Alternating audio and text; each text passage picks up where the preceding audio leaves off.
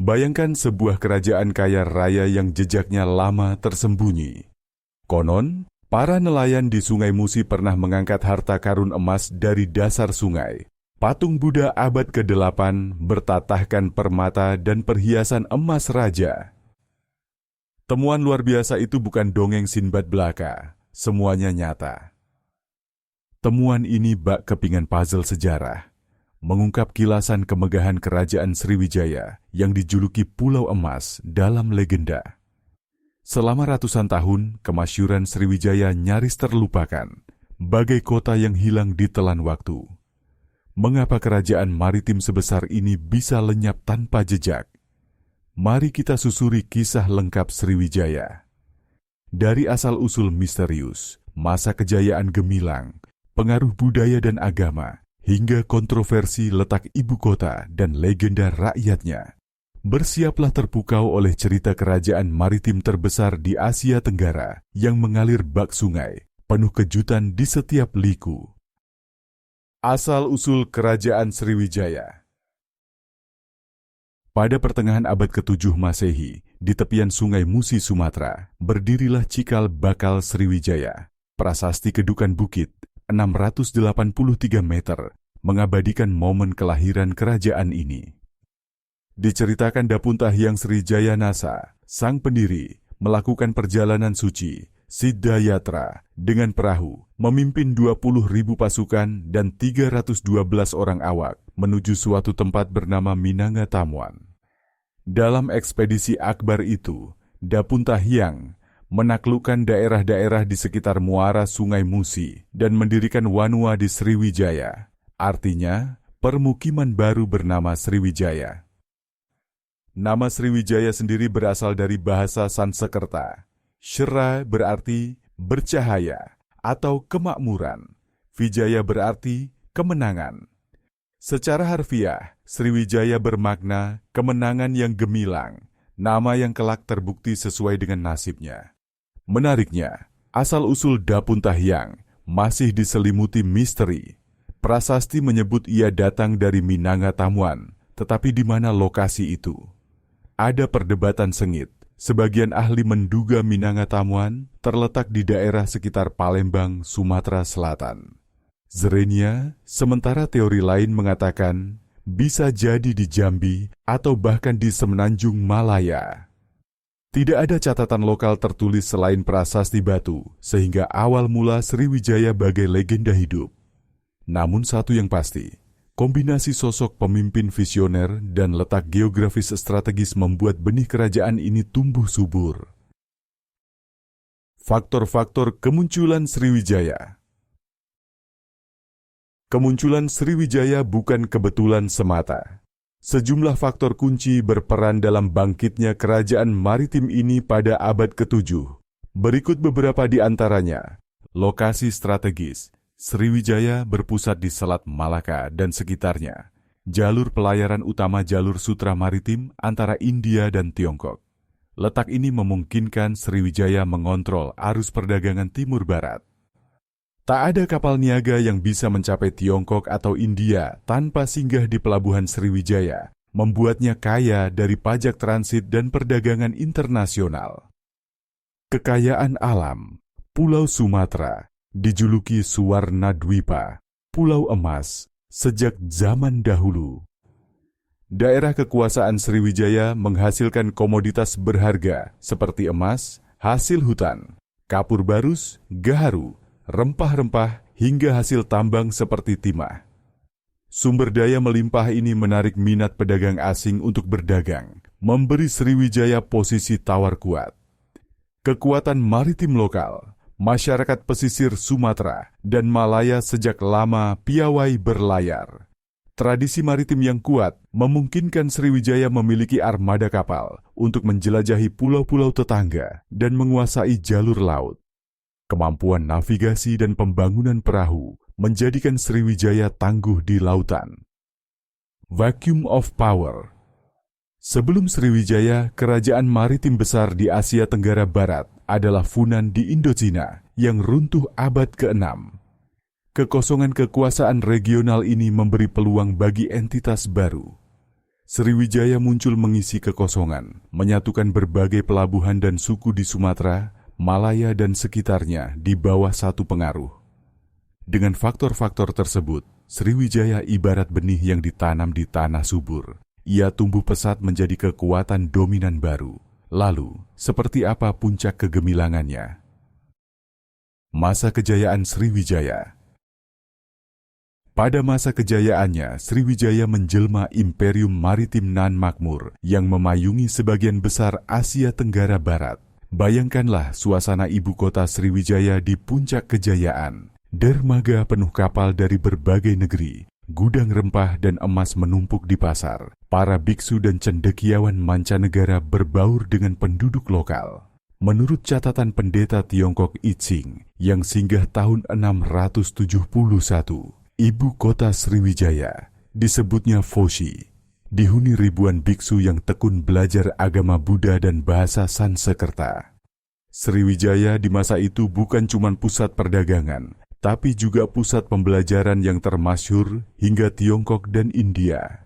Wilayah kekuasaan Sriwijaya mencapai luas yang mengagumkan. Berbagai negeri taklukkan dan kota pelabuhan mengakui supremasi Sriwijaya. Sejak abad ke-7, Sriwijaya telah menaklukkan kerajaan Malayu, Jambi, dan Kedah, Kadaram di semenanjung Malaya, menjadikannya negeri bawahan. Pengaruh Sriwijaya membentang dari Sumatera, Jawa bagian barat, semenanjung Malaya, Thailand Selatan, Kamboja, hingga Vietnam Selatan pada puncaknya. Di utara, Sriwijaya menguasai Ligor, Nakhon Si Thammarat di Tanah Thai. Di selatan, ia mempengaruhi Selat Sunda dan pesisir Jawa. Salah satu raja terbesar Sriwijaya adalah Balaputra Dewa, pertengahan abad ke-9. Ia diyakini putra dinasti Shailendra dari Jawa, yang kemudian berkuasa di Sriwijaya. Pada masa Balaputra Dewa, hubungan internasional Sriwijaya mencapai puncaknya. Ia menjalin relasi erat dengan dinasti Pala di India. Prasasti Nalanda 860 m mencatat bahwa Balaputra Dewa mendirikan sebuah biara di Universitas Nalanda, India, sebagai persembahan. Bayangkan, raja di Sumatera mendanai pusat pendidikan Buddhis di Bengal, menunjukkan betapa kayanya Sriwijaya dan betapa pentingnya peran mereka dalam jaringan keagamaan regional. Kemakmuran Sriwijaya juga terlihat dari pujian dan catatan luar negeri. Seorang penulis Arab abad ke-9 menyebut negeri Zabak, diduga Sriwijaya, sebagai kerajaan kaya dengan ratusan kapal. Bahkan ada surat dari Maharaja Sriwijaya kepada Khalifah Umar bin Abdul Aziz, Kekhalifahan Umayyah, tahun 718 M, yang menggambarkan kemegahan istananya. Ribuan gajah di kandang, kebun penuh pohon rempah yang harum, semerbak belasan mil. Sang Raja Sriwijaya dengan rendah hati meminta sang khalifah mengirim ulama untuk mengajarinya Islam. Tanda bahwa meski berbasiskan Buddha, Sriwijaya terbuka menjalin diplomasi lintas agama demi kemajuan ilmu dan hubungan dagang. Masa kejayaan Sriwijaya adalah masa ketika Nusantara menjadi pusat gravitasi perdagangan dan budaya berkat kebijakan terbuka dan kekuatan maritim Sriwijaya. Struktur pemerintahan Sriwijaya. Bagaimana Sriwijaya mengelola wilayah luas dan heterogen tersebut? Ternyata, Sriwijaya memiliki struktur pemerintahan yang rapi dan unik untuk ukuran kerajaan abad pertengahan. Kerajaan ini sering disebut Kedatuan Sriwijaya, dipimpin oleh seorang Dapuntahyang atau Maharaja. Sang raja dianggap semacam Cakravartin, raja universal di Asia Tenggara Barat. Di bawahnya terdapat lapisan bangsawan dan pejabat yang membantu administrasi. Menariknya, Kronik Tiongkok mencatat bahwa kerajaan seluas Sriwijaya dibagi menjadi dua bagian dan Dapuntahyang menobatkan dua orang putra mahkota sekaligus, bergelar Yuvaraja, putra mahkota pertama, dan Pratiyuvaraja, putra mahkota kedua. Pembagian tak biasa ini mungkin dimaksudkan untuk mencegah perebutan takhta di antara para pangeran. Sriwijaya tampaknya menganut model kerajaan kembar atau setidaknya dual leadership di internal istana. Bukti konkret tata pemerintahan Sriwijaya tergambar dalam prasasti Telaga Batu, abad ke-7 yang ditemukan di Palembang. Prasasti ini memuat kutukan raja terhadap siapa saja yang berkhianat, sekaligus menyebut daftar jabatan pemerintahan Sriwijaya. Dari prasasti tersebut, para ahli berhasil mengartikan beberapa jabatan penting, antara lain Senapati, Panglima atau Komandan Militer Sriwijaya, dan Danayaka, semacam hakim atau penegak hukum kerajaan. Bupati, penguasa lokal atau kepala daerah, setara bupati, yang mengelola wilayah taklukan. Puhafam, nakhoda kapal kerajaan. Swing menunjukkan pentingnya ahli pelayaran dalam struktur negara maritim ini. Vanyaga, para pedagang, yang rupanya dianggap bagian dari struktur, mungkin semacam guild atau pejabat perdagangan. Mars Ism Haji an Hulun Haji, istilah yang diartikan sebagai pelayan istana atau bahkan budak raja. Swing menandakan adanya lapisan pekerja kasar hingga abdi dalam istana. Masih banyak jabatan lain disebutkan, seperti pratisara, pemimpin pekerja, kayastha, juru tulis atau sekretaris, sthapaka, tukang pahat arsitek, zrenya dan tuha anwatak, pengawas tenaga kerja. Lengkapnya struktur ini memberi gambaran bahwa Sriwijaya memiliki birokrasi kompleks untuk mengatur kerajaan, mulai dari level pusat hingga daerah. Gaya pemerintahannya cenderung mandala, berpusat di inti dengan daerah vasal yang otonom asalkan setia. Daerah taklukan diberi kebebasan mengurus wilayahnya selama tunduk dan membayar upeti. Model federasi longgar ini efektif mempertahankan hegemoni Sriwijaya berabad-abad lamanya. Pengaruh budaya dan agama. Sriwijaya bukan hanya kuat secara politik dan ekonomi, tetapi juga menjadi mercusuar budaya dan agama di Asia Tenggara. Kerajaan ini bernafaskan Buddhisme Mahayana yang bersanding harmonis dengan budaya lokal Melayu. Para biksu dari mancanegara datang ke Sriwijaya untuk belajar dan bertukar ilmu. Itzing, pendeta dari Tiongkok, mencatat bahwa di Sriwijaya ia bertemu ratusan biksu yang fasih berbahasa Sanskerta dan mendalami ajaran Buddha. Ia bahkan menganjurkan para peziarah Tiongkok agar belajar dulu di Sriwijaya selama beberapa tahun sebelum melanjutkan perjalanan ke Universitas Buddhis di India. Hal ini menunjukkan Sriwijaya berperan sebagai pusat pendidikan Buddhis regional yang disegani. Banyak tokoh dan sarjana Buddhis besar terhubung dengan Sriwijaya. Selain Balaputradewa yang mendirikan biara di Nalanda, India, tercatat pada awal abad ke-11, seorang cendekiawan India bernama Atisha Dipankara Srijnana berlayar ke Sriwijaya. Ia belajar selama 12 tahun di bawah bimbingan Guru Serlingpa Dharmakirti di Suvarnadvipa, sebutan Sumatera. Atisha kemudian menjadi pembaru agama Buddha di Tibet, dan ilmunya tentang bodhicitta diakui diperoleh dari master di Sriwijaya. Bayangkan, ajaran welas asih Buddha di Tibet memiliki akar pembelajaran di tepian Sungai Batanghari, Jambi. Ini menegaskan betapa pengaruh intelektual dan spiritual Sriwijaya menjangkau Asia yang lebih luas. Selain agama Buddha, Sriwijaya juga menghargai keberagaman kepercayaan. Hubungan diplomatik dengan dunia Islam terjalin sejak awal abad ke-8. Surat Raja Sriwijaya kepada Khalifah Umar bin Abdul Aziz yang dikutip sejarawan Aqigi. Fatimi menunjukkan sang raja tertarik mempelajari Islam dan menyebut dirinya keturunan ribuan raja dengan kekayaan melimpah. Meski itu bisa jadi diplomasi halus, faktanya kemudian hari beberapa wilayah bekas Sriwijaya menerima Islam dengan damai melalui jalur perdagangan. Dari sisi budaya, Sriwijaya turut menyebarkan bahasa Melayu kuno sebagai lingua franca perdagangan. Prasasti-prasasti Sriwijaya berbahasa Melayu kuno aksara Pallawa menjadi bukti awal dokumentasi bahasa Melayu. Bahasa inilah yang kelak berevolusi menjadi bahasa Melayu klasik dan akhirnya menjadi basis bahasa Indonesia dan Melayu modern. Kesenian Sriwijaya pun berkembang dipengaruhi seni Buddha. Peninggalan berupa arca perunggu Buddha dan Bodhisattva ditemukan hingga Thailand Selatan, memperlihatkan ciri gaya seni Sriwijaya. Sayangnya, karena banyak infrastruktur kota terbuat dari kayu, kota air, sedikit sekali bangunan monumental yang tersisa.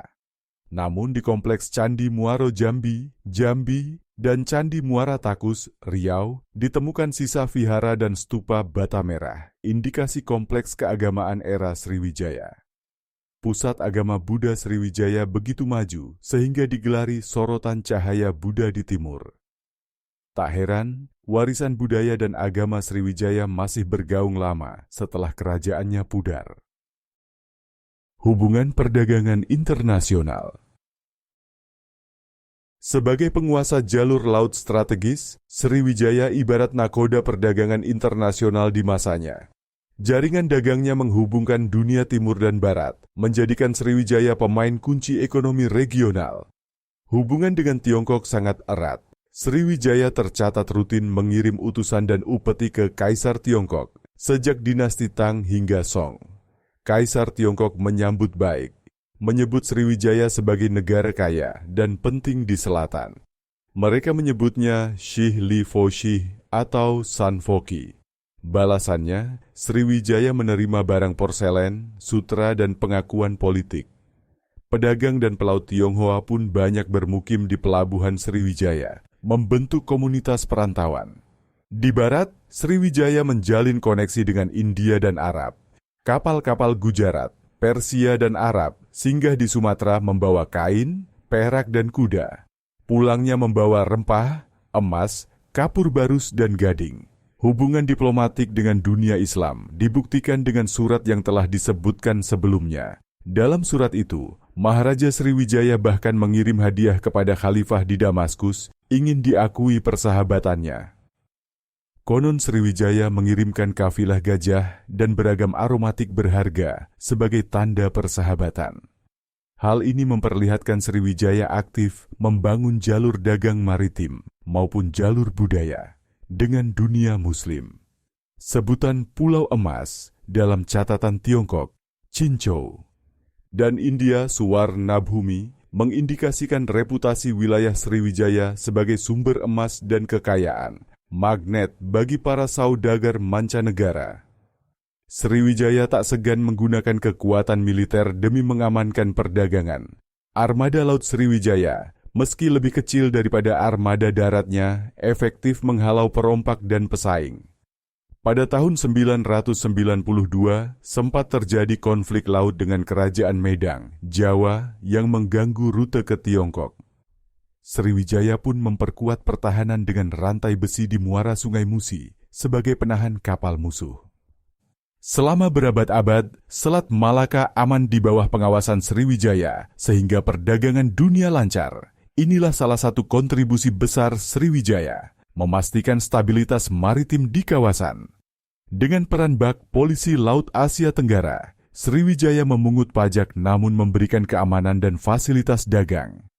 Dalam catatan Arab, ada kisah menarik tentang Raja Zabak, Sriwijaya, yang begitu kaya hingga dikisahkan mampu menuangkan segelas emas cair tiap pagi. Tentu ini hiperbola, tapi sejalan dengan laporan bahwa di Istana Sriwijaya tersedia gunungan emas dan permata hasil perdagangan.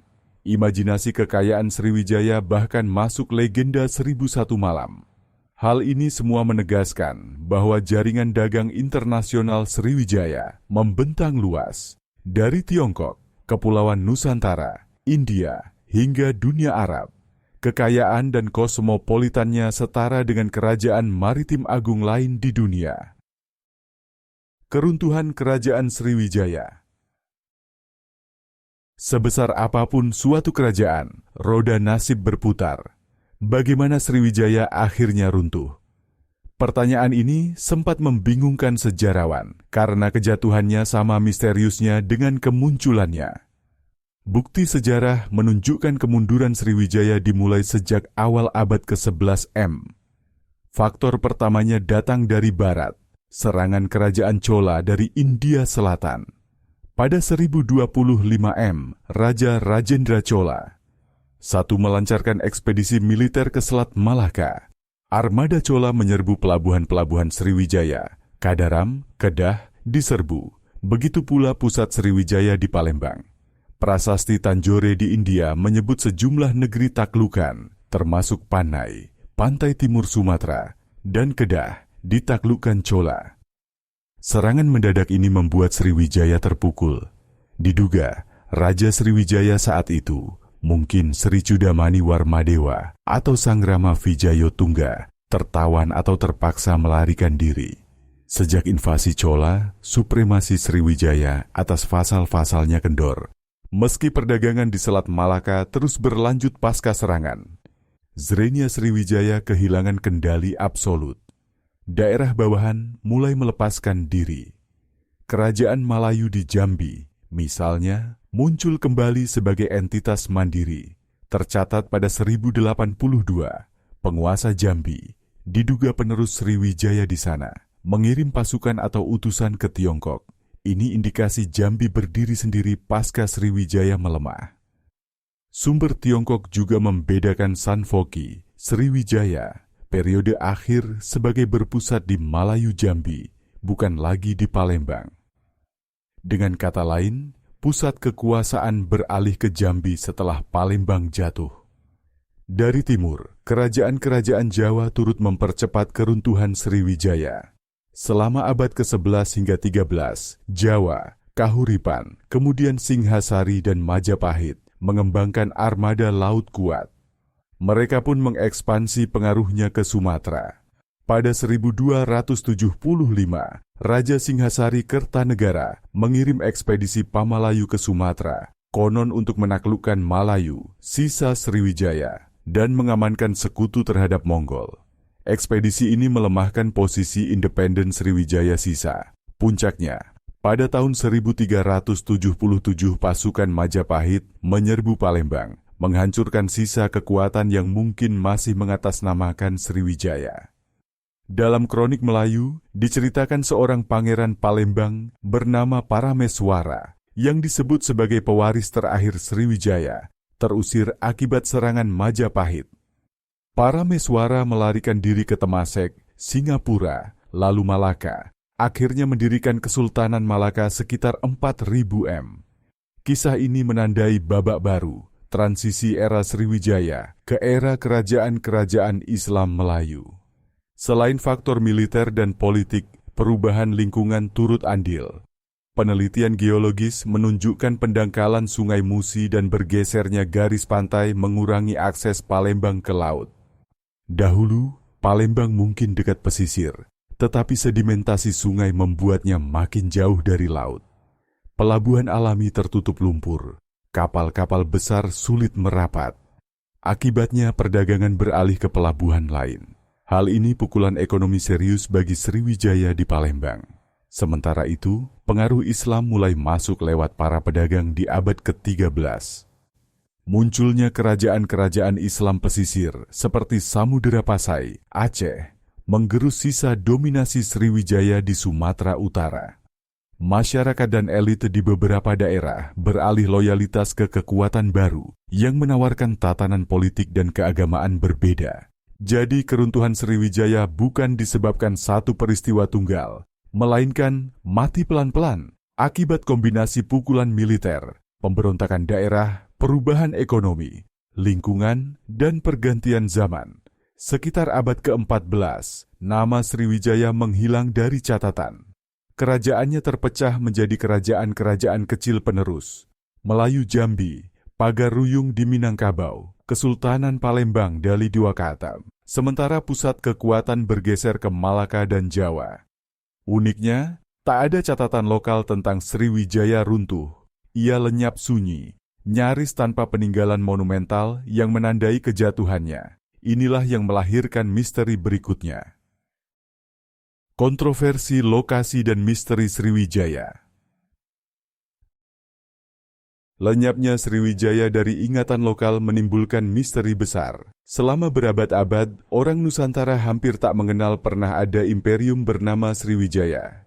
Baru pada awal abad ke-20 para arkeolog dan sejarawan berhasil menemukan kembali Sriwijaya melalui kepingan bukti. Tahun 1918, seorang ilmuwan Perancis Georges Cades mengumumkan hasil penelitiannya. Prasasti-prasasti berbahasa Melayu kuno dan catatan Tiongkok ternyata merujuk pada satu kerajaan yang sama, Sriwijaya. Ibarat puzzle yang tersusun, dunia ilmiah pun gempar karena Nusantara memiliki kerajaan maritim besar yang luput dari sejarah populer. Sejak itulah Sriwijaya bukan lagi legenda, melainkan fakta sejarah yang mulai terkuak. Namun, penemuan Sriwijaya membawa perdebatan hangat di kalangan sejarawan, terutama soal lokasi pusat kerajaan, ibu kota. Cades dan banyak peneliti awal meyakini Palembang, Sumatera Selatan, adalah ibu kota Sriwijaya berdasarkan konsentrasi temuan prasasti di sana, Kedukan Bukit, Talang Tuo, Telaga Batu, dan Berita Tiongkok. Lokasi spesifiknya diperkirakan di sekitar Bukit Seguntang, Sabokingking, Palembang, dekat tepian Sungai Musi, di mana ditemukan situs permukiman kuno yang cocok sebagai pusat kerajaan. Pemda Palembang bahkan membangun Taman Purbakala Kerajaan Sriwijaya di situs Karanganyar sebagai rekonstruksi ibu kota lama. Akan tetapi, tak semua setuju. R.M. Sukmono, arkeolog kondang, sejak 1950-an justru berpendapat pusat Sriwijaya bukan di Palembang, melainkan di Jambi, tepi Sungai Batanghari. Alasannya, secara geomorfologi Jambi lebih unggul. Letaknya di teluk yang terlindung, tapi akses langsung ke laut lepas. Persimpangan rute pelayaran dari Selat Malaka, Laut Jawa, hingga Laut Cina Selatan. Palembang di abad ke-7 masih berupa rawa-rawa besar yang kurang ideal sebagai pelabuhan internasional. Pendapat Sukmono ini lama tak populer, sampai temuan terbaru mulai menguatkannya. Riset arkeologi pada situs Muaro Jambi, tepi Batanghari Jambi, memberi petunjuk mencengangkan. Di sana terdapat kompleks percandian Buddha luas, Candi Muaro Jambi, lengkap dengan kanal-kanal, kolam, hingga bukit buatan yang diduga simbol Gunung Meru. Ribuan pecahan keramik Tiongkok abad 7-10 ditemukan, menunjukkan ramainya aktivitas perdagangan. Arkeolog Agus Aris Munandar berhipotesis Muaro Jambi adalah kota besar Sriwijaya yang disebut Itsing. Bahkan, Itsing mencatat di Sriwijaya, orang yang berdiri tegak tidak memiliki bayangan. Artinya tepat di garis khatulistiwa. Fakta astronomis, Palembang sekitar 2 derajat selatan masih memberi bayangan, sedangkan Muaro Jambi dekat ekuator sesuai deskripsi tanpa bayangan. Petunjuk ini bak kode rahasia dari masa lalu yang mengarahkan ke Jambi. Maka, sebagian peneliti kini yakin ibu kota Sriwijaya sejak awal memang di sekitar Jambi. Komponen placement bukan berpindah-pindah. Palembang mungkin tetap bagian penting, mungkin pusat ritual atau administrasi selatan, tetapi Jambi berperan sebagai jantung peradaban Sriwijaya. Teori lain. Ada juga yang pernah mengusulkan pusat Sriwijaya di luar Sumatera, misalnya di Chaiya, Ligor, Thailand Selatan, atau di Kedah, Malaysia. Hal ini berdasarkan temuan prasasti Ligor 775 m dan berita bahwa Raja Sriwijaya pernah berkuasa di tanah Thai. Kemungkinan Sriwijaya memiliki semacam ibu kota kembar atau ibu kota regional, Palembang Jambi di Sumatera, Chaiya di Ligor sebagai pangkalan di utara. Sementara legenda lokal Barus, pantai barat Sumatera, juga menyebut negeri kaya bernama Lambri yang tenggelam, diduga terkait Sriwijaya. Semuanya menunjukkan betapa misteriusnya jangkauan Sriwijaya masih jadi teka-teki arkeologi hingga kini. Selain lokasi, eksistensi Sriwijaya sendiri pernah diragukan segelintir orang, memicu kontroversi. Beberapa tahun silam, seorang budayawan menghebohkan publik dengan menyebut Sriwijaya itu kerajaan fiktif, cuma mitos bajak laut. Klaim sensasional ini segera dibantah para ahli yang menegaskan melimpahnya bukti historis Sriwijaya, mulai prasasti autentik, catatan Tiongkok, Arab, hingga temuan artefak, tidak mungkin dipalsukan. Pernyataan kontroversial tadi dianggap ngawur oleh sejarawan. Meski demikian, kontroversi itu justru mengingatkan